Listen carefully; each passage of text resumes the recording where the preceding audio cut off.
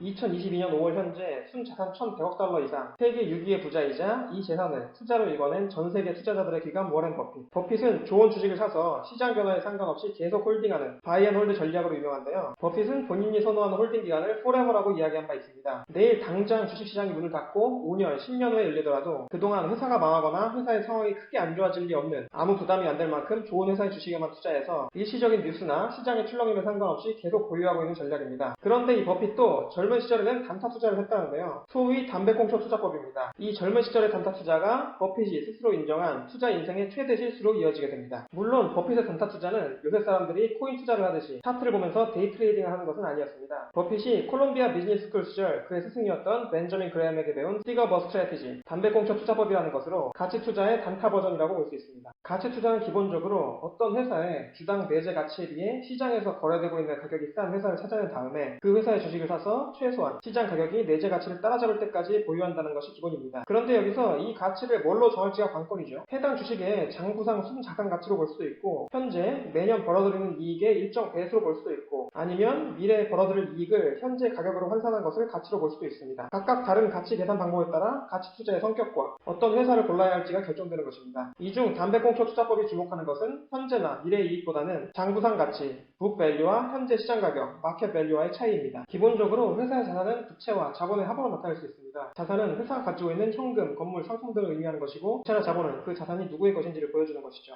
어떤 회사가 가지고 있는 모든 자산에서 가지고 있는 모든 부채를 빼면 그 나머지가 바로 주식을 가지고 있는 주주들이 장부상 가지고 있는 순자산 가치가 됩니다. 예를 들어서 어떤 회사의 자산이 현금 100만원이 전부인데 부채가 40만원이라면 자산 100만원 중 주주들의 몫은 60만원이 남는 것이죠. 그런데 어떤 회사의 비즈니스가 사양산업이라서 미래가 어둡다거나 소송에 휘말렸다거나 강력한 경쟁자가 나타났다거나 하여간 무슨 문제가 있으면 시장에서 거래되는 이 회사 주식의 시가총액이 이 순자산 가치보다 훨씬 밑돌 수가 있는 것이죠. 왜냐하면 시간이 흐르게 되면 회사의 손실이 누적되어서 미래에는 순자산 가치가 더욱 줄어들 것으로 예상되니까요. 그런데 이런 상황이 바로 담배꽁초 투자법을 적용할 기회입니다. 버핏은 이유가 어떻든 간에 충분히 싸게 산 주식은 길거리에 떨어져 있는 담배꽁초를 줍는 것과 같다고 이야기합니다. 이 꽁초를 주워서 남은 한 모금만 피우고 버리면 된다는 겁니다. 이게 무슨 뜻인가 하면 주식을 충분히 싸게 살 수 있다면 시장이 출렁이다가 보통 한 번쯤은 괜찮은 이익을 보고 팔아치울 기회가 오기 마련이라는 것이죠. 투자 인생 초반에 담배꽁초 투자법을 적용해 투자를 하고 있던 버핏은 1962년 버크셔 해더웨이라는 회사의 주식을 사 모으기 시작합니다. 네, 바로 지금 버핏이 경영하는 시가총액 약 7천억 달러의 지주회사 버크셔 해더웨이 맞습니다. 그 회사가 1960년대 초에는 망해가던 섬유회사였습니다. 망해가던 이유는 섬유산업 자체가 그 당시 미국에서 사양산업이었기 때문입니다. 버크셔는 1948년에는 11개의 방직 공장에서 11,000명을 고용하던 회사였지만 계속 공장을 매각 폐쇄하면서 1965년경에는 2개의 공장에 2,300명의 직원밖에 남지 않을 만큼 사업을 정리하고 있던 단계였습니다. 다시 말해서 망해가는 산업에 기울어가는 비즈니스였습니다. 버핏은 이 회사의 주식을 7.5달러에 사 모으기 시작했는데요. 1962년 당시 주식의 장부 가치는 20.2달러로 시장 가치보다 거의 3배나 높았습니다. 참고로 오른쪽에 버크셔 해더웨이의 1994년 대차 내조표를 보시면 표 오른쪽 아래 쉐어홀더스 에퀴티, 주주들의 순 자산 가치가 주당 19.46달러로 나와있죠. 2년 만에 주당 자산 가치가 20.2달러에서 19.46달러로 줄어들고 있습니다. 회사가 손실을 보고 있고, 따라서 회사 주식의 시장 거래 가치가 장부상 자산 가치보다 낮았던 것이죠. 이렇게 시장 가치가 장부 가치보다 훨씬 낮다는 것은 이 회사 주식을 주당 7.5달러에 몽땅 사서 회사의 소유권을 독점한 다음에 영업을 중단하고 공장, 토지 등 자산을 전부 매각하고 빚을 모두 갚으면 주당 20.2달러가 남아서 결국 주당 11.7달러의 이익을 볼 수 있다는 겁니다. 물론 이렇게 하기에는 주식을 원하는 만큼 사는 것부터 회사를 정리하기까지 비용과 현실적인 어려움이 더해져서 힘들겠지만 말이죠. 요점은 너무 싸게 살 수 있었기 때문에 7.5달러보다는 비싸게 팔 기회가 한 번쯤은 올 거라고 생각했다는 데 있습니다. 1964년 5월에 버핏의 투자 파트너십은 버크셔 해더웨이의 주식 7%인 22만 5천 주를 보유하고 있었습니다. 당시 버크셔의 CEO 시베리 스탠트는 버핏에게 가지고 있는 버크셔의 주식을 얼마를 주면 팔 것인지 물어봅니다. 버핏에게는 이게 바로 마지막 남은 담배꽁초를 빨고 버릴 수 있는 기회였죠. 버핏은 주당 11.5달러라고 대답하고 스탠트는 거기에 동의합니다. 만 2년이 안 되는 시간 동안 보유했던 망해가는 회사의 주식을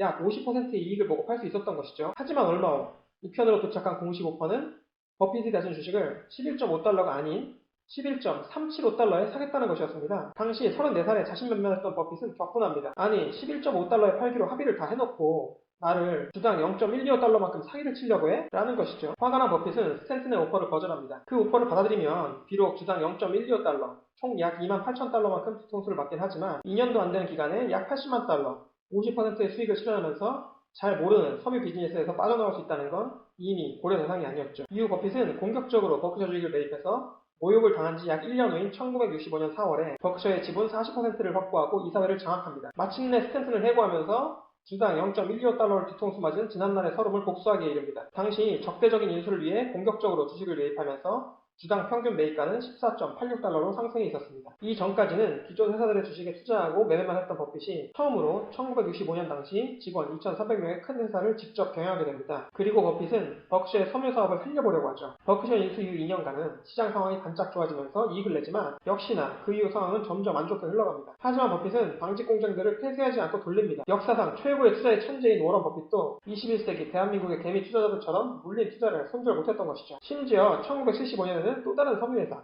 원백미스를 매입합니다. 이 역시 장부 가치에 비해 매입가가 저렴해서 가치 투자라고 볼 수 있었고 또 기존에 가지고 있는 버크셔의 섬유사업과의 시너지를 고려한 것이었다고 하는데 역시 사양 산업인 섬유사업에 기울어가는 회사인 건 마찬가지였습니다. 이건 버핏이 운영하고 있는 섬유사업에 대한 속칭, 물타기라고 볼 수도 있겠죠. 결국 버핏은 1985년에 버크셔 인수 이후 20년이 지나서야 마지막 남은 방직 공장을 폐쇄하고 섬유사업을 포기하게 됩니다. 손재로 하는데 20년이나 걸립니다. 버핏은 2010년에 CNBC와의 인터뷰와 2015년 버크셔 주주들에게 쓴 특별 편지에서 버크셔 해더웨이를 매입한 것이 본인 투자 인생의 최대의 실수라고 고백했습니다. 버크셔를 매입한 얼마 후인 1967년에 버핏은 버크셔 해더웨이를 통해 지역의 작은 보험회사 내셔널 인더니티 컴퍼니 니콜을 인수하면서 보험업에 본격적으로 진출하게 되는데요. 이후에 이 보험 사업이 급격하게 성장하면서 워런 버핏의 성공 신화의 발판이 된 것입니다. 그런데 버핏은 당시 버핏 파트너십이 100%가 아닌 단 61%만 보유하고 있었던 버크셔를 통해서 니콜을 매입한 것이 실수였다고 합니다. 39%의 버핏과 전혀 상관없는 투자자들이 이익을 보게 되었을 뿐만 아니라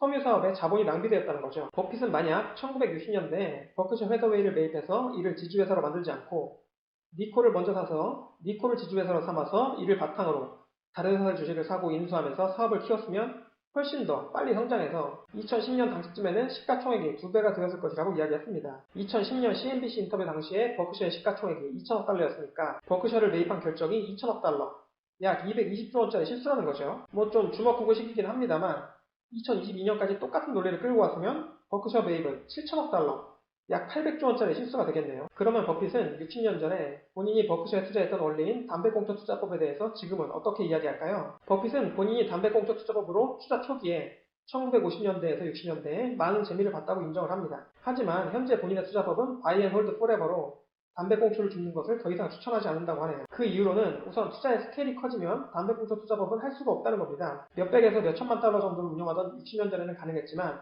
수백에서 수천억 달러를 운영하는 지금은 그런 망해가는 작은 회사들을 사서 의미 있는 수익률을 낼 수가 없으니까요. 그런데 이건 버핏만 해당되는 경우고 일반 투자자들이나 중소규모 펀드들은 사실 상관이 없습니다. 하지만 담배꽁초 투자법에는 다른 단점들도 있습니다. 바로 싼 가격에는 항상 이유가 있다는 겁니다. 안 좋은 회사에는 문제가 겹쳐 있을 수 있습니다. 사양산업, 경영진의 문제, 회계부정, 대형소송, 강력한 경쟁자 등 많은 문제들이 산적해 있을 수 있고 때로는 어떤 문제들은 드러나 있지 않아서 언제 또 부정적인 뉴스가 뜰지 모른다는 거죠. 또 다른 문제는 담배꽁초를 한 번 주었으면 되도록 빨리 마시고 버려야 된다는 겁니다. 장부가 대비 시장가가 낮다는 건 회사가 지속적으로 손실을 보거나 미래에 손실을 볼 예정이라는 거라서 시간이 지날수록 장부가 또한 떨어지게 마련입니다. 시간이 지나도 원했던 매도 기회를 못 잡으면 가면 갈수록 내가 샀던 가격이 더 이상 싼 가격이 아니게 된다는 거죠. 버핏은 시간은 좋은 사업에는 친구지만 평범한 사업의 적이다라고 표현했습니다. 조금 비싸게 사더라도 정말 좋은 비즈니스를 골라서 투자하고 기다리면 시간이 내 편이라는 것이고 이 주식을 빨리 던져야 되는 부담이 없으니까 여유를 가질 수 있다는 겁니다. 결론적으로 좋은 비즈니스를 고르는 것이 투자의 원칙이어야 하고